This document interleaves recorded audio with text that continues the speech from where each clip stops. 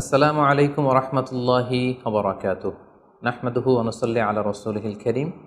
আম্মা বা'দু ফাআউযু বিল্লাহি মিনাশ শাইতানির রাজীম। বিসমিল্লাহির রহমানির রহিম। আদম আলাইহিস সালাম, তিনি হচ্ছেন আবুল বাশার, মানবমণ্ডলীর আদি পিতা। তিনি এই পৃথিবীর প্রথম মানুষ এবং প্রথম নবী। গোটা মানবমণ্ডলীর মধ্য থেকে আল্লাহ তাআলা আদম আলাইহিস সালামকে পৃথিবীর প্রথম মানুষ এবং প্রথম নবী হিসেবে বাছাই করেছেন। আর আমরা পৃথিবীতে যারা আছি আমরা সবাই হচ্ছি বানি আদম বা আদম আলাইহিসসালামের বংশধর। আল্লাহ তাআলা আদম আলাইহিসসালামকে সৃষ্টি করার অনেক আগে এই পৃথিবীতে প্রথমে জিন তৈরি করেছিলেন। আল্লাহ তাআলা ইরশাদ করছেন, ওয়াল জান্না খলাকনাহু মিন ক্বাবলু মিন নারিস সামুম। আর আমি মানবজাতি সৃষ্টির অনেক আগে প্রজ্বলিত আগুনের শাখা থেকে জিন জাতিকে তৈরি করেছি। আল্লাহ তাআলা যখন আদম আলাইহিসসালামকে সৃষ্টি করবেন বলে চিন্তা করলেন, আল্লাহ তাআলা সিদ্ধান্তটি ফেরেশতাদের সাথে শেয়ার করলেন। আল্লাহ তাআলা বললেন, ইন্নী জাআইলুন ফিল আরদি খলিফা। ওহে ফেরেশতারা, আমি পৃথিবীতে আমার রিপ্রেজেন্টেটিভ, আমার প্রতিনিধি হিসেবে মানুষ তৈরি করতে যাচ্ছি। যেহেতু জিন জাতিরা পৃথিবীতে আদম আলাইহিস সালামের আগেই অনেক রক্তপাত করেছিল, বিশৃঙ্খলা সৃষ্টি করেছিল, সেই অভিজ্ঞতার আলোকে সেই ডিসকাশনে আল্লাহ তাআলার সাথে ফেরেশতাদের ডিসকাশনে ফেরেশতারা তাদের মতামত পেশ করলেন। তারা বললেন তাদের অভিজ্ঞতার আলোকে, ক্বালু আতাজআলু ফিহা মান ইউফসিদু ফিহা ওয়া ইয়াসফিকুদ দিমা। অর্থাৎ, হে আল্লাহ, আপনি কি এমন কোনো জাতি তৈরি করবেন যারা পৃথিবীতে ফাসাদ সৃষ্টি করবে, ক্যাওস করবে, রক্তপাত করবে? নাহনু নুসাব্বিহু বিহামদিকা ওয়া নুকদ্দিসু লাক। আমরা তো আপনার তাসবিহ পড়ি, আপনার প্রশংসা করি, আমরাই তো ভালো, কেন আপনি আবার মানুষ বানাতে যাবেন? আল্লাহ তাআলা বললেন, ইন্নী আ'লামু মা লা তা'লামুন। যে হে ফেরেশতারা, আমি এমন কিছু জানি যেটা তোমরা জানো না। আল্লাহ তাআলার এই সিদ্ধান্তের কথা যখন তিনি ফেরেশতাদেরকে জানিয়ে দিলেন যে আমি মানুষ বানাতে যাচ্ছি, অতঃপর আল্লাহ তাআলা তার সিদ্ধান্ত অনুযায়ী তিনি মানুষ তৈরি করলেন। আদম আলাইহিস সালাম হচ্ছে এই পৃথিবীর সর্বপ্রথম মানব। তিনি আদম আলাইহিস সালামকে মাটি থেকে তৈরি করেছেন। এই ভূপৃষ্ঠের যত জায়গায় যত ধরনের মাটি আছে, সব মাটিগুলোকে সেখান থেকে কিছু কিছু অংশ নিয়ে আল্লাহ তাআলা আদম আলাইহিস সালামকে তৈরি করলেন। আল্লাহ তাআলা ইরশাদ করছেন, ইন্নী খালিকুম বাশারাম মিন তিন। নিশ্চয় আমি মানবজাতিকে মাটি থেকে তৈরি করেছি। এজন্য বলা হয়ে থাকে মাটির মানুষ, বা আদম হচ্ছে মাটির তৈরি। বেসিকলি আমরা সবাই আমাদের মা এবং বাবা থেকে তৈরি হয়েছি, তাদের স্পার্ম থেকে, ওভাম থেকে। যেহেতু মানুষের এই বীর্য বা স্পার্মটি আমাদের খাবার দাবারের একটা শক্তিরস বা নির্যাস, এবং আমাদের খাবার দাবার, ফলমূল, এগুলো আসে বেসিকলি মাটি থেকে, সেই দিকে ইঙ্গিত করে আমাদেরকে বলা হয় যে আমরাও হচ্ছি মাটির তৈরি। আদম আলাইহিস সালামকে আল্লাহ তাআলা সরাসরি মাটি থেকে তৈরি করলেন, এবং এই সৃষ্টি প্রক্রিয়ার 3টি ধাপ ছিল। প্রথমত আল্লাহ তাআলা মাটিগুলোকে এঁটেল মাটিতে রূপ দিলেন, যেটাকে কোরআন বলেছে তিনুন লাজিব। তারপর সেই এঁটেল মাটিতে আল্লাহ তাআলা বৃষ্টি বর্ষণ করলেন, ফলে সেটা হয়ে গেল হামাইম মাসনুন, মানে কাদামাটি। এরপর কাদামাটির সে দলা দিয়ে আল্লাহ তাআলা সেখানে হিট দিলেন, প্রচণ্ড তাপ দিলেন। তাপ দিয়ে সেই মাটির দলাটিকে তিনি বানালেন সলসলিন কাল ফখর, ঠনঠনে পোড়ামাটি। এবং সেই ঠনঠনে পোড়ামাটির যে কাঠামো, আল্লাহ তাআলা আদম আলাইহিস সালামের স্ট্রাকচার দিলেন, কাঠামো দিলেন, এবং সেই কাঠামোর ভেতরে আল্লাহ তাআলা রুহের ফুৎকার দিলেন। আল্লাহ বললেন, ফাইদা সাওয়াইতুহু ওয়া নাফাখতু ফীহি মির রূহি। যখন আমি আদমকে তৈরি করলাম, তখন then I breathed into him my spirit. আমি তার ভেতরে আমার রুহের ফুৎকার দিলাম। ফলে আদম আলাইহিস সালাম জীবিত মানুষ হিসেবে সর্বপ্রথম আবির্ভূত হল। আমরা যদি সহিহ বুখারীর দিকে তাকাই, তাহলে দেখব যে সহিহ বুখারীতে সাইয়েদনা আদম আলাইহিস সালামকে যখন আল্লাহ তাআলা তার আকৃতি দিয়েছেন, অবয়ব দিয়েছিলেন, তার হাইট কত ছিল, কত লম্বা তিনি ছিলেন, সে ব্যাপারে সহিহ বুখারীতে এসেছে, ওয়াকানা তুলহু সিত্তুনা যিরাআন, 60 বিঘত তিনি লম্বা ছিলেন। আমাদের হাতের এই কনুই থেকে আঙ্গুল পর্যন্ত এই জায়গাটিকে বলা হয় 1 বিঘত। সেই হিসেবে তিনি ছিলেন 60 বিঘত লম্বা, 60 কিউবিট। এবং সহিহ মুসলিমের একটি বর্ণনা থেকে আমরা জানতে পারি, জুমার দিন আল্লাহ তাআলা আদম আলাইহিস সালামকে তৈরি করেছিলেন। ইয়াউমুল জুমআতি ফীহি খুলিকা আদম। জুমার দিনে আল্লাহ তাআলা আদম আলাইহিস সালামের সৃষ্টি প্রক্রিয়া এটাকে তিনি সম্পন্ন করেছেন। আদম আলাইহিস সালামকে তৈরি করার পরে আল্লাহ তাআলা ফেরেশতাদেরকে এবং আদম আলাইহিস সালামকে একসাথে করে একটি মক টেস্ট নিলেন। সেখানে আল্লাহ তাআলা তাদের সবাইকে কিছু শব্দের নাম শিক্ষা দিলেন, এবং আদম আলাইহিসসালামকে ফেরেশতাদের সামনে এনে ফেরেশতাদেরকে আল্লাহ তাআলা বললেন যে এগুলোর নাম যদি তোমরা আমাকে বলতে পারো তাহলে বলো। আল্লাহ তাআলা বললেন আম্বিউনি বিআসমাই হাউলাই ইন কুনতুম সাদিকিন। ফেরেশতাদেরকে প্রথমে প্রশ্ন করা হলো, বলো তো এগুলোর নাম কি? ফেরেশতারা উত্তর করতে পারলেন না। অতঃপর আদম আলাইহিসসালামকে লক্ষ্য করে আল্লাহ যখন বললেন ইয়া আদম আম্বিহুম বিআসমাইহিম, হ্যাঁ আদম তুমি এই জিনিসগুলোর নাম সবাইকে শুনিয়ে দাও। ফালাম্মা আম্বাআহুম বিআসমাইহিম, আদম আলাইহিসসালাম যখন একটার পর একটা সবগুলো জিনিসের নামকরণ করে ফেলতে পারলেন, সবগুলো জিনিসের নাম বলতে পারলেন, ক্বালা আলাম আকুল লাকুম ইন্নী আ'লামু গায়বাস সামাওয়াতি ওয়াল আরদ, আল্লাহ তাআলা ফেরেশতাদেরকে বললেন আমি কি তোমাদেরকে বলিনি যে আমি আকাশ জমিনের গায়েবের সমস্ত বিষয়ের ধারক এবং বাহক, সব বিষয়ের জ্ঞান আমার কাছে আছে। সো আদমকে আমি এমন কিছু স্পেশাল ফিচার দিয়ে তৈরি করেছি যেগুলো অ্যাঞ্জেলদের মধ্যে ল্যাকিংস ছিল, ফলে ফেরেশতারা সেগুলো জানার পরেও সেগুলোর নাম আল্লাহ তাআলাকে রিপিট করে বলে শোনাতে পারেনি। কিন্তু আদম আলাইহিসসালাম সবগুলো জিনিসের নাম একটার পর একটা তিনি বলে ফেলতে পারলেন। এবং এ থেকে প্রমাণিত হয় যে আল্লাহ তাআলা এখানে ফেরেশতাদের অপারগতা এবং আদম আলাইহিসসালামের শ্রেষ্ঠত্বের প্রমাণ তিনি এখানে স্থাপন করলেন। অনেকে প্রশ্ন করে থাকে যে আল্লাহ তাআলা আদম আলাইহিসসালামকে স্পেশালি এই জিনিসগুলোর নাম শিক্ষা দিয়েছিলেন, ফলে আদম আলাইহিস সালাম বলতে পেরেছেন, কিন্তু ফেরেশতাদেরকে তো এই জিনিসগুলোর নাম শিক্ষা দেওয়া হয়নি। সো তারা কি করে বলবে? কোরআনের কোথাও এটা সুস্পষ্ট বলা হয়নি যে আল্লাহ তাআলা যখন এই জিনিসগুলোর নাম শিক্ষা দিচ্ছিলেন তখন আলাদা করে আদম আলাইহিসসালামকে শিক্ষা দিচ্ছিলেন। বরং এমনও হতে পারে যে শেখানোর প্রক্রিয়াটি যখন চলছিল তখন ফেরেশতা এবং আদম তারা সকলেই উপস্থিত ছিল, কিন্তু আদম আলাইহিসসালামকে আল্লাহ তাআলা এমন কিছু মানবিক বৈশিষ্ট্য স্পেশাল ফিচার দিয়ে তৈরি করেছেন যার ফলে তিনি এগুলোর উত্তর করতে পেরেছিলেন। কিন্তু ফেরেশতাদের মধ্যে ওই বিষয়গুলো না থাকার কারণে ফেরেশতারা সেগুলোর উত্তর করতে পারেনি। ফেরেশতাদের সামনে আদম আলাইহিসসালামের শ্রেষ্ঠত্বের প্রমাণ হওয়ার পরে আল্লাহ তাআলা সকল ফেরেশতাদেরকে আদেশ করলেন যে তোমরা আদম আলাইহিসসালামকে একটা সম্মানসূচক সেজদা দাও, যেটাকে অনারারি প্রোস্ট্রেশন বলে। আল্লাহ তাআলা বললেন উসজুদু লি আদম ফাসাজাদু ইল্লা ইবলিস আবা ওয়াস্তাকবারা ওয়া কানা মিনাল কাফিরিন। আল্লাহ তাআলা আদেশ দেওয়ার সাথে সাথেই সকল ফেরেশতারা সেজদা দিল। আসলে এই সেজদাটা কেমন ছিল আমরা জানি না। আমরা সাধারণত রুকু করলে we just bow down our head just little bit, আমরা আমাদের মাথা একটু নিচু করি। আমরা যখন সেজদা দেই আমরা আমাদের কপাল মাটিতে ছুঁয়ে দেই, এটা হচ্ছে আমাদের সেজদা। কিন্তু ফেরেশতাদের সেজদা আসলে আদতে কেমন ছিল আমরা জানি না। এজন্য ফেরেশতাদের কোনো বিষয়, জিনদের কোনো বিষয়, এটা যদি আমরা আমাদের মতো করে কল্পনা করি এটা ভুল হবে। বরং যেভাবে সেজদা দেওয়ার দরকার ছিল ফেরেশতারা ঠিক সেভাবেই আদম আলাইহিসসালামকে সেজদা দিয়েছেন। কিন্তু এই সেজদাটি এবাদতের সেজদা নয়, কারণ এবাদত হিসেবে সেজদা দেওয়া যাবে শুধুমাত্র কেবলমাত্র আল্লাহ তাআলাকে। এই সেজদাটি ছিল সম্মানসূচক সেজদা, অনারারি প্রোস্ট্রেশন। ফাসাজাদু ইল্লা ইবলিস, আল্লাহ তাআলা আদেশ দেওয়ার সাথে সাথে সকল ফেরেশতারা সেজদা দিল, ইবলিস ছাড়া। আবা ওয়াস্তাকবারা ওয়া কানা মিনাল কাফিরিন, সে সেজদা দিতে অস্বীকৃতি জানালো, ফলে সে কাফেরদের অন্তর্ভুক্ত হয়ে গেল। এখন প্রশ্ন হচ্ছে হু ইজ দিস ইবলিস? ইবলিস কে? এতক্ষণ পর্যন্ত আমরা আল্লাহ তাআলার সাথে ফেরেশতাদের ডিসকাশন, শেয়ারিং শুনেছি। আদম আলাইহিস সালামকে হঠাৎ করে সৃষ্টি করলেন, কিন্তু নাও এ নিউ ক্যারেক্টার অ্যাপিয়ার্ড, নতুন একটি ক্যারেক্টার চলে এসেছে, সেটা হচ্ছে ইবলিস। ইবলিস হচ্ছে এক মহাজ্ঞানী সত্তা, যে হচ্ছে কানা মিনাল জিন। কোরআন আমাদেরকে কনফার্ম করেছে কানা মিনাল জিন্নি ফাফাসাকা আন আমরি রাব্বি। ইবলিস বা শয়তান বেসিকলি জিন জাতির অন্তর্গত। আমরা আমাদের আদম আলাইহিস সালামের আলোচনার শুরুতেই বলেছি যে আল্লাহ তাআলা মানব সৃষ্টির আগে এই পৃথিবীতে জিন তৈরি করেছিলেন। ইবলিস হচ্ছে সেই জিনের অন্তর্গত। সে এবাদতে এত বেশি পরিশ্রমী ছিল, সে বেশি বেশি আবাদত করতে করতে আল্লাহ তাআলার প্রিয় সত্তায়, প্রিয় ভাজনে পরিণত হয়েছে। ফলে আল্লাহ তাআলা তার স্ট্যাটাসকে অনেক হাই করে দিয়েছেন এবং ফেরেশতাদের সাথে থাকবার সুযোগ করে দিয়েছিলেন। তাকে আল্লাহ তাআলা এতটাই সম্মান দিয়েছিলেন, সে চাইলেই আল্লাহ তাআলার সাথে সরাসরি কথা বলতে পারত। কিন্তু আল্লাহ তাআলা যখন আদম আলাইহিস সালামকে সেজদা দেওয়ার আদেশ করলেন, সবাই সেজদা দিল, ইবলিস ছাড়া।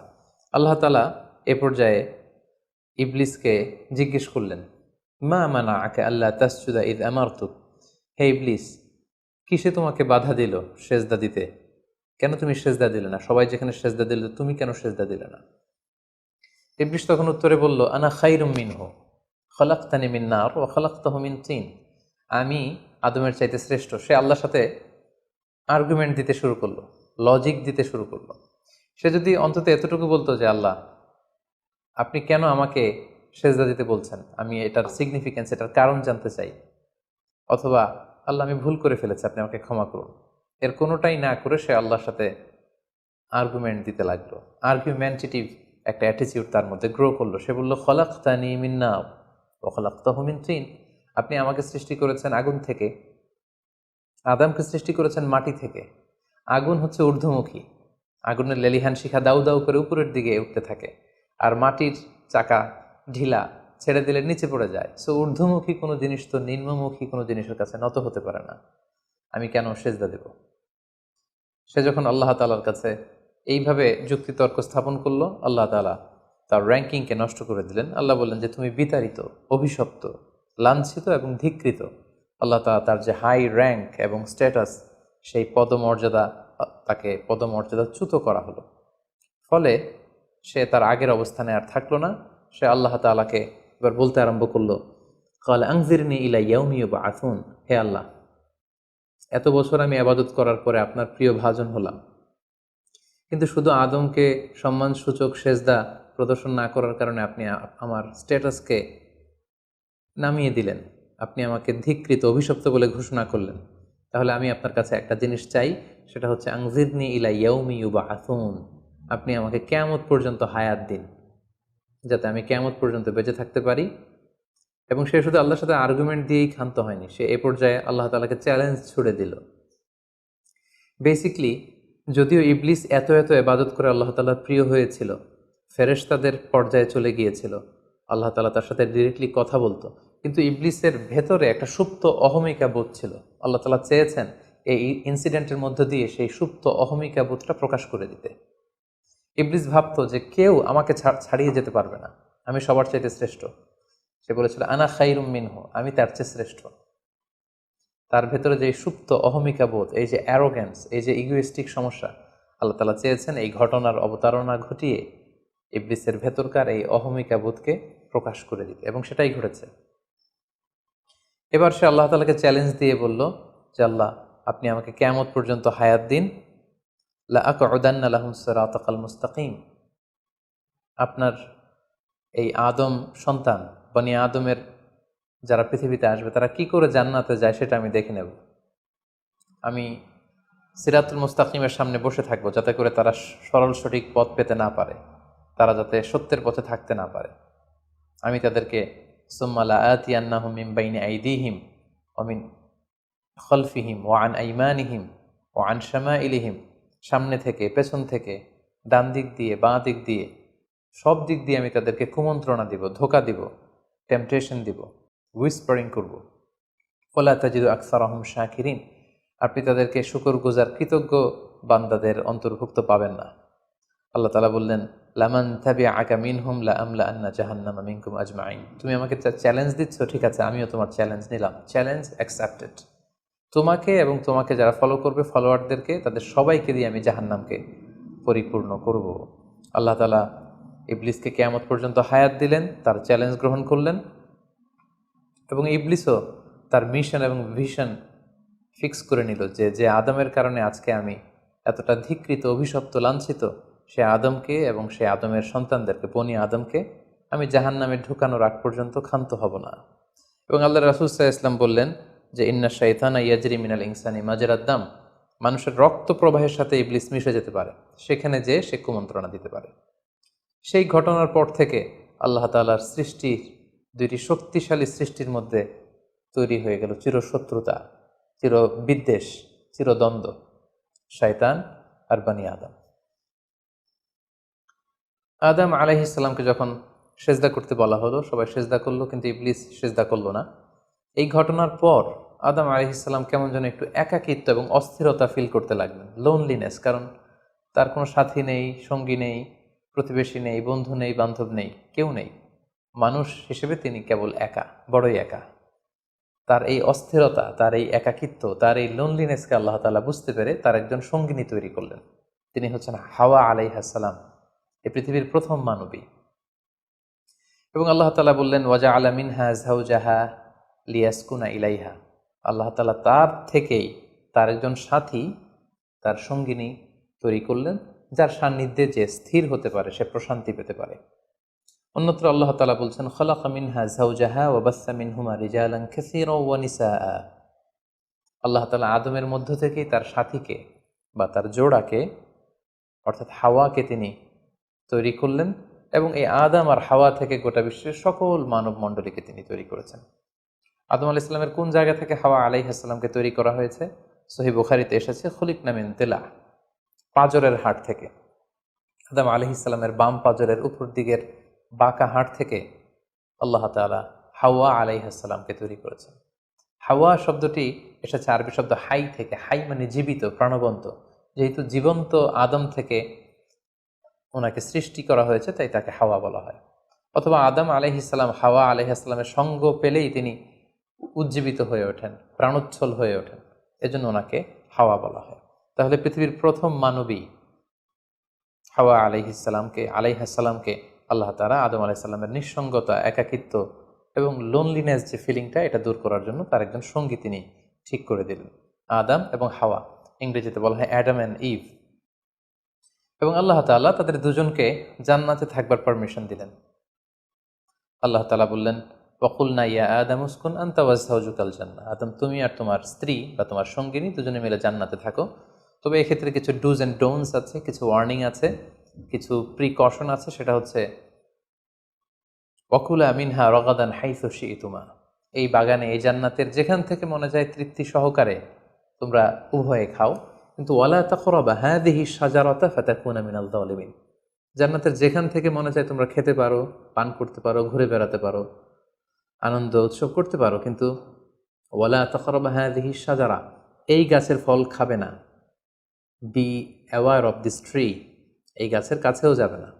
যদি যাও, যদি খাও, তাহলে ফাতাকুনা মিনাল যালিমিন, তোমরা জালিমদের অন্তর্ভুক্ত হয়ে যাবে। তাহলে আল্লাহ তাআলা আদম এবং হাওয়াকে জান্নাতে থাকার সুযোগ দিলেন। সেখানে কি করা যাবে, কি করা যাবে না সেটা বাতলে দিলেন, ডুজ অ্যান্ড ডোন্টস দিলেন এবং ওয়ার্নিং দিয়ে দিলেন।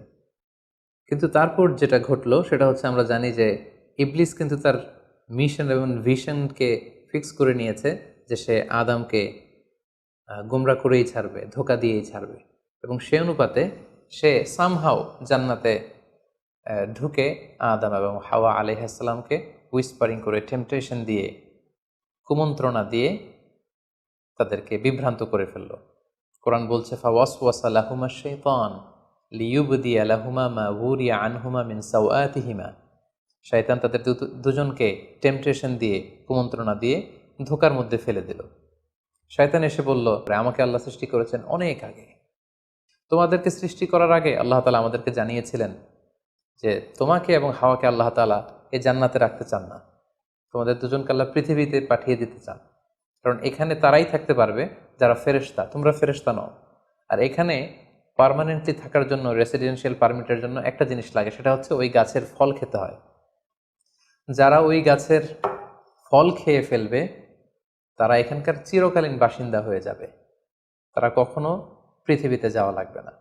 সো এই জন্য আল্লাহ তাআলা তোমাদেরকে ফল খেতে নিষেধ করেছেন ওই গাছে। তোমরা যদি ওই গাছের ফল খেয়ে ফেলো তাহলে তোমরা এখানকার চিরস্থায়ী অধিবাসী হয়ে যাবে। কোনোভাবেই আল্লাহ তাআলা তোমাদেরকে এখান থেকে তাড়াতে পারবেন না। কিন্তু আল্লাহ তাআলা চাইছেন তোমাদেরকে এখান থেকে তাড়িয়ে পৃথিবীতে পাঠিয়ে দিবেন। আমি তোমাদেরকে কসম করে বলছি, আমি তোমাদের ওয়েল উইশার, শুভাকাঙ্ক্ষী। শয়তান বলল যে ওয়াকাসামাহুমা ইন্নী লাকুমা মিনান নাসিহিন, নিশ্চয় আমি তোমাদের জন্য শুভাকাঙ্ক্ষী, তোমরা আমার কথা শোনো। যদি এখানে আরামে দিনাতিপাত করতে চাও তাহলে তোমরা এই ফল খাও, ফলে তোমাদেরকে আর কোথাও যাওয়া লাগবে না। আদম আলাইহিস সালাম আল্লাহ তাআলা সে দেয়ার ডুজ অ্যান্ড ডোন্টস, সে ওয়ার্নিংয়ের কথা ভুলে তিনি এবং তার স্ত্রী ওই নিষিদ্ধ ফল থেকে খাওয়া শুরু করলেন। এবং খাওয়ার সাথে সাথেই ফালাম্মা যাকা শাজারাতা বাদাত লাহুমা সাওআতুহুমা ওয়া তাফিকা ইয়াখসিফানি আলাইহিমা মিন ওয়ারাকিল জান্নাহ।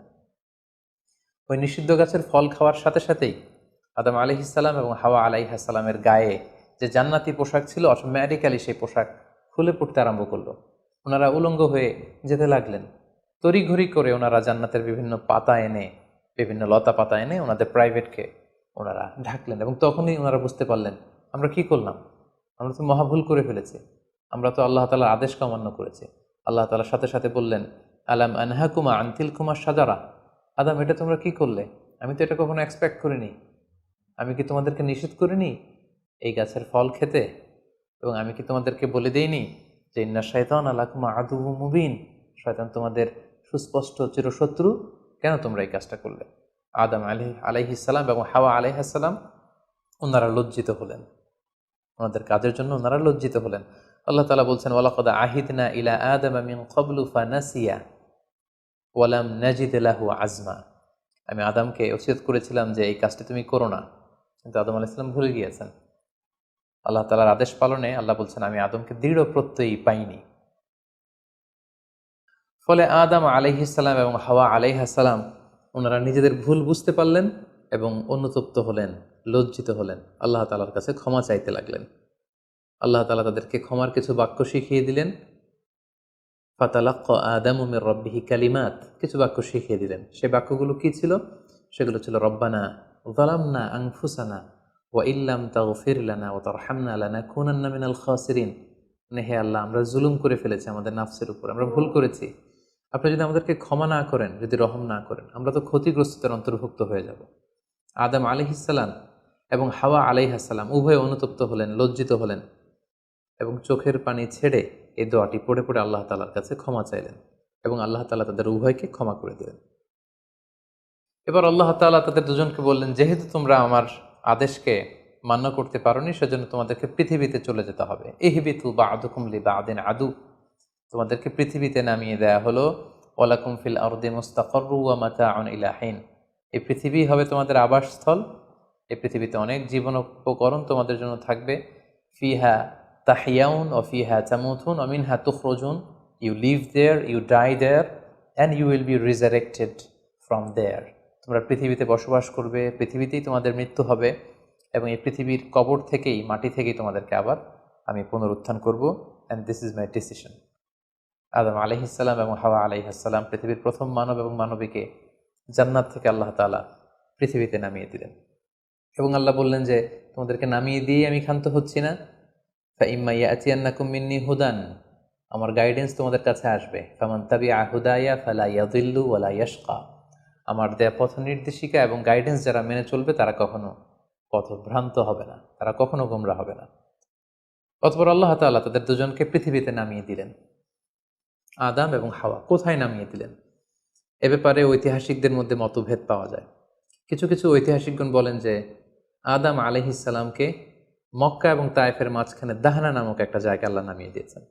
কোনো কোনো বর্ণনা মতে পাওয়া যায় যে আদম আলাইহিস সালামকে আল্লাহ তাআলা ইন্ডিয়ান সাবকন্টিনেন্টে শ্রীলঙ্কার সিংহাল নামক একটা জায়গায় পাঠিয়েছেন এবং তারা সেখানে অ্যাডামস পিক নামে একটি পাহাড়ের কথা বলে থাকেন, যেখানে আদম আলাইহিস সালামের ফুটপ্রিন্ট বা পায়ের ছাপ সংরক্ষিত আছে বলে অনেক ঐতিহাসিকগণ মত প্রকাশ করেছেন। হাওয়া আলাইহিস সালামকে সৌদি আরবের জেদ্দা নগরীতে আল্লাহ তাআলা নাজিল করেন বলে অনেক ঐতিহাসিকগণ মতামত দিয়েছেন। তাহলে তারা পৃথিবীর এক এক দিকে এক একজন, অনেক দিন পরে তারা দুজন সৌদি আরবের জাবালে রাহমা, যেখানে বিদায় হজের ভাষণ দিয়েছিলেন আল্লাহ রাসূল সাল্লাল্লাহু আলাইহি ওয়াসাল্লাম, ময়দানটাকে বলা হয় ময়দানুল আরাফাত, আরাফাতের ময়দানে ওনারা আবার রিইউনাইটেড হয়েছেন এই পৃথিবীর বুকে।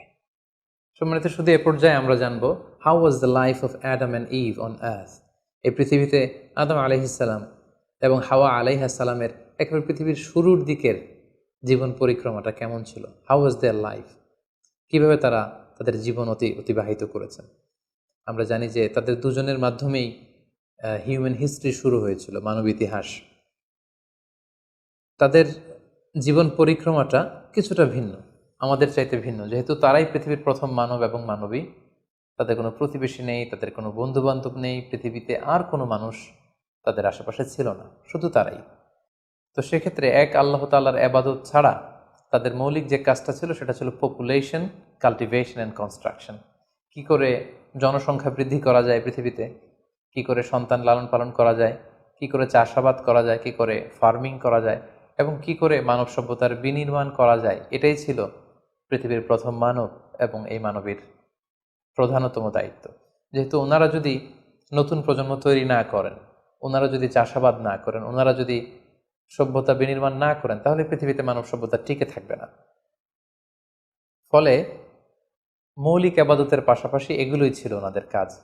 আল্লাহ তাআলা সব শিখিয়ে দিলেন কিভাবে গাছ রোপণ করতে হয়, কিভাবে চাষাবাদ করতে হয়, কিভাবে ছাগল গরু এগুলো লালন পালন করতে হয় এবং সেখান থেকে কিভাবে দুধ দহন করে নিজেদের খাবারের যোগান দিতে হয়, বেসিকলি আদম আলাইসাল্লামের কাছে যে সহিফাগুলো নাজিল হয়েছিল সেখানে শরীয়তের মূলনীতির চাইতে কিভাবে পৃথিবী আবাদ করতে হবে এই বিষয়গুলোই বেশি স্থান পেয়েছিল। এক্ষেত্রে সবচেয়ে মজার ব্যাপার হচ্ছে আদম আলাইহিস সালামের এই জীবন পরিক্রমার সবচেয়ে গুরুত্বপূর্ণ একটি মজার বিষয় হচ্ছে যে কিছুদিন পরেই তাদের কুলকে আলোকিত করে, তাদের সংসারকে আলোকিত করে নতুন প্রজন্ম আসতে শুরু করলো। এবং আদম আলাইহিসসালাম এবং হাওয়া আলাইহিসসালামের মাধ্যমে যে সন্তানরা পৃথিবীতে আসতো তারা ছিল অলওয়েজ টুইন বেবি বা যমজ সন্তান হিসেবে আসতো। সর্বপ্রথম আল্লাহ তাআলা তাদেরকে একটি সন্তান, একটি ছেলে সন্তান এবং একটি মেয়ে সন্তান দিয়ে ধন্য করলেন এবং তারা তাদের নাম রাখলেন, ছেলেটির নাম রাখলেন কাবিল, মেয়েটির নাম রাখলেন আকলিমা। এবং তারপরের বছর আবারও হাওয়া আলাইহিসসালাম গর্ভবতী হয়ে সন্তান জন্ম দিলেন। সেক্ষেত্রেও একটি ছেলে একটি মেয়ে, কারণ এই ছেলে মেয়েদের বিয়ে দেওয়ার তখন পদ্ধতি ছিল এই বছর যেই ছেলে জন্মগ্রহণ করেছে সেই ছেলের সাথে পরের বছরের মেয়ের বিয়ে হতো, এবং এই বছর যে মেয়ে জন্মগ্রহণ করেছে তার সাথে পরের বছরের ছেলের সাথে এভাবে ক্রসিং সিস্টেমে বিয়ে হতো। যেহেতু পৃথিবীতে আর কোনো মানুষ তাদের আশেপাশে ছিল না, ফলে নিজেদের ভাই বোনদের মধ্যে বিয়ে হতো, তবে ওলট পালট করে। তো এর ফলে বাই ডিফল্ট আদম আলাইহিসসালামের ছেলে কাবিলের ভাগ্যে এসে জুটল তার পরের টার্নের যে বোন জন্মগ্রহণ করেছে হাবিলের সাথে, তার নাম ছিল লাবুদা। লাবুদার সাথে কাবিলের বিয়ে হবে এবং হাবিলের সাথে ইকলিমার বিয়ে হবে, এটাই ফিক্স করা হলো। কিন্তু এখানে একটি সমস্যা দেখা দিল, সেটি হচ্ছে ইকলিমা ছিল খুবই সুন্দরী, she was a very beautiful lady. ফলে কাবিল এটা মেনে নিতে পারেনি। সে প্রশ্ন উত্থাপন করলো যে কেন আমি লাবুদাকে বিয়ে করব? লাবুদা হচ্ছে কিছুটা শ্যামলা প্রকৃতির, আমি তাকে বিয়ে করব না, বরং আমার সাথে আমার যে বোন জন্মগ্রহণ করেছে সে ইকলিমাকে আমি বিয়ে করব। আদম আলাইহিসসালাম বললেন, না, এটা আল্লাহর দেয়া আদেশ। তোমার সাথে তোমার যে যমজ বোন জন্মগ্রহণ করেছে তাকে তুমি বিয়ে করতে পারবে না, বরং তোমার পরে হাবিল এবং লাবুদা যে জন্মগ্রহণ করেছে সে লাবুদা হবে তোমার স্ত্রী, এবং তোমার সাথে তোমার যে বোন আকলিমা জন্মগ্রহণ করেছে সে আকলিমা হবে হাবিলের স্ত্রী। কিন্তু কাবিল এটা সহজে মেনে নিতে পারেনি, ফলে সে এখানে প্রশ্ন উত্থাপন করলো এবং সে বলল যে আমি আকলিমাকে বিয়ে করতে চাই। দেখা দিল এক মহা সমস্যা। তখন আল্লাহ তাআলা আদম আলাইহিসসালামকে জানিয়ে দিলেন, ঠিক আছে, হাবিল এবং কাবিলকে কুরবানি করতে বলো, যার কুরবানি কবুল হবে সেই আকলিমাকে পাবে। এবং তখন কোরবানির সিস্টেম ছিল কোরবানি করে চলে আসার পরে আকাশ থেকে আগুন এসে যেই কোরবানিকে ঝলসে দিত সেই কোরবানিটা আল্লাহ তাআলার কাছে কবুল হয়েছে বলে ধরে নেওয়া হতো। আদম আলাইহিসসালামের ছেলে কাবিল বেসিকলি চাষি ছিল, সে এক বস্তা গম আল্লাহ রাস্তায় কোরবানি করলো। আর হাবিল সে মেষ চড়াতো, ছাগল চড়াতো, সে একটি বকরি জবাই করে আল্লাহ রাস্তায় কুরবানি করলো এবং তারা অপেক্ষা করতে লাগলো যে কার কুরবানি কবুল হয়। দেখা গেল আকাশ থেকে আগুন এসে হাবিলের বকরি বা ছাগলটাকে ঝলসে দিয়েছে, কিন্তু কোনো আগুন এসে কাবিলের গমের বস্তাকে বা গমের স্তূপকে ঝলসে দেয়নি। ফলে প্রমাণিত হলো যে হাবিলের কুরবানি আল্লাহ তাআলার দরবারে কবুল হয়েছে এবং আল্লাহ তাআলার দেয়া আগের বিধান অনুযায়ী হাবিলই আকলিমাকে বিয়ে করার সুযোগ পাবে। এই কথাটি আল্লাহ তাআলা খুব সুন্দর করে কোরআনুল কারীমে উল্লেখ করেছেন। আল্লাহ বলছেন, ফাতুকুব্বিলা মিন আহাদিহিমা ওয়ালাম ইউতাকাব্বাল মিনাল আখার। তাদের একজনের কোরবানি কবুল হলো, আরেকজনেরটি হলো না। ফলে হাবিল আকলিমাকে বিয়ে করার সুযোগ পেল। কিন্তু কাবিল এতে আরো প্রচণ্ড জেলাসি ফিল করতে লাগলো। সে হিংসায় জ্বলে পুড়ে অত্যন্ত রেগে গিয়ে বলল, লা আক্তুলান্নাক, হাবিল আমি তোমাকে হত্যা করব, তোমাকে হত্যা করে হলেও আমার সুন্দরী বোন আকলিমাকে আমি ছিনিয়ে নিব। তখন হাবিল বলতে লাগলো যে লাইম বাসাত্তা ইলাইয়া ইয়াদাকা লিতাকতুলানি মা আনা বিবাসিতি ইয়াদি আলি ইলাইকা লিআকতুলাক। অর্থাৎ, হে কাবিল, তুমি যদি আমাকে হত্যা করতে অগ্রগামী হও, হাত বাড়াও, আমি আমার হাতকে বাড়াবো না তোমাকে আঘাত করার জন্য। কারণ তুমি যদি আমাকে হত্যা করো তাহলে আমার পাপ, তোমার পাপ সবটাই তোমার ঘাড়ে বর্তাবে, আর আমি এত বড় পাপ কাজ কখনোই করতে চাই না। কাবিল এ কথাতেও ক্ষান্ত না হয়ে সে হত্যা করতে উদ্ধত হলো এবং সে তার কথা মতো তার ভাই হাবিলের উপর চড়াও হয়ে আক্রমণ করে তার আপন ভাই হাবিলকে সে হত্যা করে ফেলল। কোরআন বলল, ফাকাতালা ফাসবাহা মিনাল খাসিরিন। কাবিল হাবিলকে হত্যা করে ফেলল। প্রতিহিংসার অনলে জ্বলে পুড়ে শয়তানের কুমন্ত্রণায় পৃথিবীর প্রথম হত্যাকাণ্ড, the first murder ever in the world, পৃথিবীর প্রথম হত্যাকাণ্ড সংঘটিত হলো এবং হত্যাকারী ছিল আদম আলাইসাল্লামের ছেলে কাবিল, এবং প্রথম নিহত, এই পৃথিবীর প্রথম নিহত মানুষের নাম হচ্ছে হাবিল। সহি বুখারিতে আল্লাহ রাসূল সাল্লাল্লাহু আলাইহি ওয়াসাল্লাম ইরশাদ করেছেন, আউয়ালুমান সান্নাল কতলা, কাবিল হচ্ছে ওই ব্যক্তি যে পৃথিবীতে সর্বপ্রথম হত্যার ট্র্যাডিশন চালু করেছে। কাবিলের আগে কেউই পৃথিবীতে হত্যাকাণ্ড ঘটায়নি, ফলে হাবিল হচ্ছে পৃথিবীর প্রথম শহীদ বা প্রথম নিহত মানুষ। এবং কাবিল যেহেতু এই হত্যার ট্র্যাডিশন করেছে, এই মার্ডারের ট্র্যাডিশন করেছে, ফলে পৃথিবীতে যারাই এই বিচার বহির্ভূত হত্যা বা অন্যায়ভাবে কাউকে হত্যাকাণ্ডের সাথে জড়িত হবে, তার একটি পার্সেন্টেজ গুণা কিয়ামত পর্যন্ত কাবিলের ভাগেও এটি যেতে থাকবে। এখন যে মজার ব্যাপারটি ঘটেছে সেটি হচ্ছে, কাবিল যখন হাবিলকে আক্রমণ করেছে, হাবিলকে নিহত করেছে, হত্যা করেছে, হত্যা করার পরে হাবিল লাশ হয়ে শুয়ে রইল। কারণ কাবিল যখন হাবিলকে আক্রমণ করেছে, হাবিলের গা থেকে যখন ব্লিডিং হয়েছে, সে ছটফট ছটফট করতে করতে এক পর্যায়ে মারা গেল। কিন্তু মারা যাওয়া কাকে বলে এটাও পৃথিবীর কেউ জানতো না। কাবিল নিজেও বুঝতে পারেনি যে এইভাবে আমি আঘাত করলে হাবিল এইভাবে মরে যাবে, তার ব্লিডিং হবে। মৃত্যু কি এটা তারা জানে না, কারণ এই পর্যন্ত এই পৃথিবীতে কেউ তো মারা যায়নি। ফলে সে দেখলো যে কিছুক্ষণ আগে আমার ভাই হাবিল আমার সাথে কথা বলছিল, এখন হাবিল আর কথা বলে না, চুপ করে শুয়ে আছে, নড়ে না চড়ে না। কাবিল তার ভাইকে কাঁধে নিয়ে ঘুরতে লাগলো। কি করবে, সে কথা বলে না কেন? কারণ এটা যে মৃত্যু, দিস ইজ দ্য ডেথ, এটা তাদের জানা ছিল না। এবং তার ভাইয়ের লাশকে সে কি করবে সে নিজে বুঝতে পারছিল না। তখন হাবিলকে শিক্ষা দেওয়ার জন্য আল্লাহ তাআলা একটি কাককে পাঠালেন। ফাবাআসাল্লাহু গুরাবান ইয়াবহাসু ফিল আরদি লিউরিয়াহু কাইফা ইউয়ারি সাওআতা আখি। দুটি কাক এসে একটি কাক আর একটি কাককে হত্যা করলো, এবং হত্যাকারী কাকটি তার ঠোঁট দিয়ে তার পা দিয়ে মাটি খুঁড়ে গর্ত করে সেই গর্তের ভেতরে মৃত কাকটিকে ফেলে আবার মাটি দিয়ে ঢেকে ফেললো। এই দৃশ্যটি হাবিল দেখে বুঝতে পারলো যে আমাকেও, আমার কাবিল দেখে বুঝতে পারলো আমাকেও একই কাজ করতে হবে। কাবিল তখন মাটি খুঁড়ে তার ভাই হাবিলকে মাটি চাপা দিয়ে পৃথিবীর প্রথম ফিউনারাল বা বারিফাইংয়ের যে সিস্টেম, কবর দেওয়ার যে প্রক্রিয়া, এটা তিনি সারলেন। আদম আলাইহিস সালাম তখন চলে গিয়েছিলেন মক্কায় কাবা নির্মাণের কাজে বা হজের কাজে। সেখান থেকে ফিরে এসে এই ঘটনা শুনে তিনি অত্যন্ত দুঃখ পেলেন। তিনি কাবিলকে ভর্ৎসনা করলেন এবং আদম আলাইহিস সালামের সন্তান সন্ততি সবাইকে ডেকে তিনি নাসিহত করলেন, এক আল্লাহর আদেশ মেনে নেওয়ার জন্য তিনি সবাইকে আহ্বান জানালেন।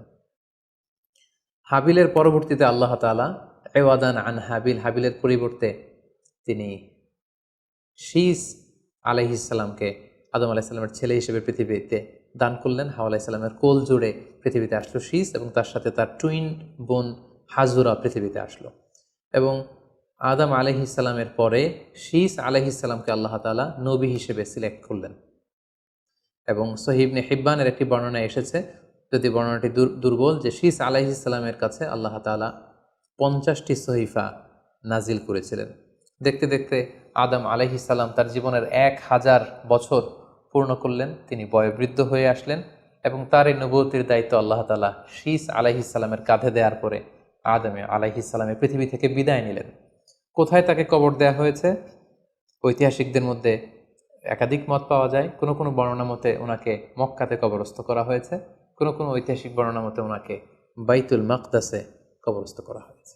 আর ঠিক এভাবেই পৃথিবীর প্রথম মানব এবং প্রথম নবী আদম আলাইহিস সালাম এই পৃথিবী থেকে বিদায় নিয়ে পরপারে পাড়ি জমালেন। সম্মানিত শুধু আদম আলাইহিস সালামের এই জীবনী থেকে আমাদের জন্য কি শিক্ষা? কেন আল্লাহ তাআলা কালামুল্লাহ মাজিদে কোরআন কারিমে নবীদের ঘটনাগুলো বর্ণনা করেছেন? কেন আদম আলাইহিস সালামের ঘটনা আমাদেরকে শুনিয়েছেন? নিশ্চয়ই এর পেছনে কারণ রয়েছে। সেটি হচ্ছে আমরা যাতে করে এই জীবনী থেকে আমাদের প্রাত্যহিক জীবনের জন্য শিক্ষা, লেসন, এগুলো যাতে গ্রহণ করতে পারি। আদম আলাইহিস সালামের এই বর্ণাঢ্য জীবনী থেকে, সংগ্রামী জীবনী থেকে আমরা কি শিখতে পারি, কি কি লেসন আমাদের জন্য রয়েছে, এ পর্যায়ে আদম আলাইহিস সালামের জীবনী থেকে শিক্ষাগুলো আমরা আলোচনা করব। আদম আলাইহিস সালামের জীবনী থেকে প্রথম যে শিক্ষাটা আমরা পাই সেটা হচ্ছে সৃষ্টির জন্য অহংকার করা বা অ্যারোগেন্স এটা শোভা পায় না। অহংকার করা এটা হচ্ছে স্রষ্টার বৈশিষ্ট্য। কোনো সৃষ্টি কখনো অহংকার করতে পারে না। আল্লাহ তাআলা বলেছেন হাদিসে কুদসিতে, আল কিবরিয়া উরিদা ই, অহংকার হচ্ছে আমার চাদর, এজন্য যে অহংকার করবে ওকে আমি জাহান্নামে নিক্ষেপ করব। কিন্তু শয়তানের ক্ষেত্রে আমরা এই মিস্টেকটাই দেখেছি। সে অহংকারের ফাঁদে পা দিয়ে আল্লাহ তাআলার আদেশ অমান্য করেছে এবং সে ধিকৃত অভিশপ্ত একটা সত্তায় পরিণত হয়েছে। এবং সে বলেছে যে আনা খাইর মিনহু, আমি আদমের চাইতে শ্রেষ্ঠ। কোনো বিশ্বাসী, কোনো প্র্যাকটিসিং মুসলিম কখনো নিজেকে বড় মনে করতে পারে না। ইসলাম আমাদেরকে এটা শেখায় না। নিজেকে বড় মনে করা এটা হচ্ছে শয়তানের স্বভাব, যেটা আমরা আদম আলাইসাল্লাম এবং শয়তানের যে ঘটনা, ইনসিডেন্ট, সেখান থেকে আমরা জানতে পারলাম। নিজেকে বড় মনে করা এটা শয়তানের অ্যাটিটিউড। বিশ্বাসীরা কখনো নিজেকে বড় মনে করে না, তারা কখনো অ্যারোগ্যান্ট অ্যাটিটিউডের হতে পারে না। কারণ আল্লাহ রাসূল সাল্লাল্লাহু আলাইহি ওয়াসাল্লাম আমাদেরকে শিখিয়েছেন, আল্লাহুম্মা জাআল ফি আইনি সাগীরা ওয়া ফি আ'ইউনিন নাসি কাবীরা। হে আল্লাহ, আপনি আমার চোখে আমাকে ছোট বানান, মানুষের চোখে আপনি আমাকে বড় বানান। আপনি নিজেকে কখনো বড় বলে উপস্থাপন করতে পারবেন না। আপনি বড়, এটা আপনার মুখে বলা শোভা পায় না, বরং আপনি বড় কিনা ছোট এটা মানুষ প্রমাণ করবে, সেটা মানুষ ডিসাইড করবে। এজন্য আল্লাহ রাসূল সাল্লাল্লাহু আলাইহি ওয়াসাল্লাম বলতেন, হে আল্লাহ, আমার চোখে আপনি আমাকে ছোট বানান, মানুষের চোখে আপনি আমাকে বড় বানান। তাহলে আদম আলাইহিস সালাম এবং ইবলিসের এই ঘটনা থেকে আমরা প্রথম যে শিক্ষাটা পাই সেটা হচ্ছে আমরা যেন কখনো আমাদের অন্তরে অহমিকা বোধ লালন না করি, আমরা যেন এই ইগোইস্টিক সমস্যাতে না ভুগি, আমরা কখনো যেন অহংকারী না হই, বরং আমরা যেন বিনয়ী হতে পারি। বিনয়ী বান্দাদেরকে আল্লাহ তাআলা পছন্দ করেন। নিজেকে বড় মনে করা এটা হচ্ছে শয়তানের স্বভাব, এবং সে নিজেকে বড় মনে করেই চির অভিশপ্ত হিসেবে চিহ্নিত হয়েছে। আদম আলাইহিস সালামের ঘটনা থেকে আরও একটি শিক্ষা আমরা যেটি পাই সেটি হচ্ছে শয়তানের প্রথম মিশন ছিল মানুষের দেহ থেকে পোশাক খুলে ফেলা। আই রিপিট, আমি আবারও বলছি, মানুষের দেহ থেকে পোশাক খুলে ফেলা, নগ্নতা বা অশ্লীলতা, এটা হচ্ছে শয়তানের প্রধান হাতিয়ার। আমরা এই ঘটনা থেকে জেনেছি যে আদম আলাইহিসসালাম এবং হাওয়া আলাইহিসসালাম তারা যখন ওই নিষিদ্ধ গাছ থেকে ভক্ষণ করলেন, তারা যখন নিষিদ্ধ ফলটি খেয়ে ফেললেন, সাথে সাথে জান্নাতের পোশাক তাদের দেহ থেকে খুলে পড়ে গিয়েছে। এবং কেন আদম আলাইহিসসালাম এবং হাওয়া আলাইহিসসালামকে শয়তান ওয়াসওয়াসা দিয়েছিল? সূরা আরাফে আল্লাহ বলছেন, লিউরিয়াহুমা সাওআতিহিমা, যাতে করে তাদের প্রাইভেট, তাদের লজ্জাস্থান প্রকাশিত হয়ে পড়ে। তাহলে আমরা এই ঘটনা থেকে আরও যে শিক্ষাটি পাই সেটি হচ্ছে নগ্নতা এবং অশ্লীলতা হচ্ছে শয়তানের প্রধান হাতিয়ার। বর্তমানে আমরা সেটাই দেখতে পাচ্ছি যে শয়তান আমাদের পোশাককে খাটো করতে চাচ্ছে। দিনকে দিন আমাদের পোশাকের ধরন এমন হতে যাচ্ছে, বিশেষ করে আমাদের বোনদের বা নারীদের পোশাকের দিকে যদি আমরা তাকাই, এটা ছোট হতে হতে এমন একটা পর্যায়ে চলে যাচ্ছে, এর মাধ্যমে কিন্তু এই নিউডিটি বা নগ্নতা এবং অশ্লীলতার ছড়াছড়ি আমাদের সমাজে খুব বেড়ে গিয়েছে। এবং এটা ছিল শয়তানের প্রধান হাতিয়ার। আমাদের আদি পিতা এবং আদি মাতাকে এই নগ্নতা এবং অশ্লীলতার মাধ্যমেই, তাদের দেহ থেকে পোশাক খোলার মাধ্যমে কিন্তু শয়তান প্রথম তার শত্রুতা প্রকাশ করতে পেরেছিল। এবং কারা আসলে আমাদের শত্রু, কে আমার শত্রু, কে আমার বন্ধু, এটা আমাদেরকে জানতে হবে। আল্লাহ তাআলা খুব সুস্পষ্টভাবে কোরআনে বলেছেন যে ইন্নাহু লাকুম আদুউম মুবিন, তোমরা শয়তানের পদাঙ্ক অনুসরণ করো না, কারণ শয়তান হচ্ছে তোমাদের সুস্পষ্ট শত্রু। সো কে আমার বন্ধু, কে আমার শত্রু, এ ব্যাপারে যেন আমরা সুস্পষ্ট একটি ধারণা পেতে পারি, এই জন্য কোরআন আমাদেরকে জানিয়েছে শয়তান হচ্ছে আমাদের প্রকাশ্য শত্রু। আদম আলাইহিস সালামের এই স্টোরি থেকে আমরা আরও একটি শিক্ষা পাই, সেটা হচ্ছে আল্লাহ তাআলা যখন জান্নাতে আদম এবং হাওয়া আলাইহিস সালামকে থাকার সুযোগ দিলেন, আল্লাহ বললেন, ওয়ালা তাকরাবা হাযিহি শাজারা, খবরদার, যেটা মনে চায় খাও, কিন্তু ওই গাছের কাছেও যেও না। আল্লাহ তাআলা কিন্তু বলেননি ওই গাছের ফল খেও না, আল্লাহ বলেছেন কাছেও যেও না। এটা একটা কোরআনিক টার্ম, কাছেও যাওয়া যাবে না। ফল খাওয়া তো দূর কি বাত, ওই গাছের ফল খাওয়া তো অনেক পরের কথা, আগে কাছে গেলেই না ফল খাওয়া না খাওয়ার প্রসঙ্গটা আসে। এজন্য আল্লাহ তাআলা সাবধান করে বলে দিয়েছিলেন কাছেও যেও না। এটা কোরআনের একটা টার্ম। অশ্লীলতার ব্যাপারে যখন আল্লাহ আমাদেরকে সাবধান করেছেন, আল্লাহ বলেছেন ওয়ালা তাকরাবুজ জিনা, অশ্লীলতার কাছেও যেও না। যেখানে আল্লাহ তাআলা আমাদেরকে শিখাচ্ছেন যে কাছেও যেও না, কিন্তু আমরা আমাদের দেশে কাছে আসার গল্পের নাম কিন্তু এখন শুনছি। আমরা মোস্ট রিসেন্টলি কিছু বছর আগে ক্লোজ আপ ওয়ানের কাছে আসার দুর্দান্ত সব গল্প নিয়ে তারা কিছু প্রোগ্রাম করেছিলেন। সেখানে তরুণ তরুণীদেরকে খুব বেশি কাছে আসার জন্য তারা একে অপরের কাছে আসা, লাভ স্টোরিগুলো শেয়ার করা, এগুলো তারা প্রমোট করেছে। কিন্তু তার বিপরীতে কোরআনিক পয়েন্টস অফ ভিউ যদি আমরা দেখি, সেখানে কিন্তু আমরা ভিন্ন কনসেপশন দেখতে পাই। সেখানে কোরআন আমাদেরকে বলেছে যে কাছেও যাওয়া যাবে না, তোমরা কাছেও যেও না। সো এই বিষয়টি যেন আমরা মনে রাখবার চেষ্টা করি। আদম আলাইহিস সালামের ঘটনা থেকে আরও একটি শিক্ষা আমরা পাই, সেটা হচ্ছে শয়তান সবসময় আমাদেরকে অস্থির বানাতে চেষ্টা করে, মানে আমার আরও লাগবে, আমার আরও চাই, আমার আরও পেতে হবে। যেমন জান্নাতে নিঃসন্দেহে আদম এবং হাওয়া আলাইহিস সালামের জন্য কোনো অভাব ছিল না, সব কিছু সেখানে ছিল। তারপরেও কেন তাদেরকে, যেটাকে নিষিদ্ধ করা হয়েছে, ওই ফল কেন খাওয়া লাগবে? শয়তান এসে সেই কাজটাই করেছে। শয়তান বোঝাতে চাচ্ছে তোমাদের আরও লাগবে, আরও। এই অফুরন্ত খাবার এবং নাজ নেয়ামতে তোমাদের হবে না, বরং যেটা আল্লাহ নিষেধ করেছে ওইটাতেই যেতে হবে। সো এটা হচ্ছে শয়তানের একটা ধোঁকা দেওয়ার পদ্ধতি। শয়তান সবসময় আমাদেরকে আরও চাই, আমাদের আরও লাগবে, আরও পাওয়ার জন্য শয়তান আমাদেরকে উৎসাহিত করে। এরকম আরও আরও করে যখন আমরা এসবের পেছনে ছুটতে থাকি, ফলে আমরা অস্থির হয়ে উঠি। শয়তান কখনোই চায় না আমরা যেন প্রশান্ত চিত্তের অধিকারী থাকি, আমরা যেন ধীরস্থির থাকি। আপনি যখনই ধীরস্থির হবেন, আল্লাহর সিদ্ধান্তে যখন আপনি সন্তুষ্ট হবেন, তখনই আপনার মনে একটা প্রশান্তি চলে আসবে। ফলে আপনি তখন আল্লাহকে নিয়ে ভাবার সুযোগ পাবেন, আপনার জীবনকে নিয়ে সন্তুষ্ট হবেন। তখন আপনার মধ্যে একটা কামনেস, একটা ট্রায়াঙ্কুলিটি চলে আসবে। কখনোই শয়তান এটা চায় না, বরং শয়তান সবসময় একটা প্রতিযোগিতার মধ্যে রেখে আরও লাগবে, আরও চাই, এরকম একটা উন্মাদনা, অস্থিরতা শয়তান সবসময় আমাদের মধ্যে ছড়িয়ে দিতে চায়।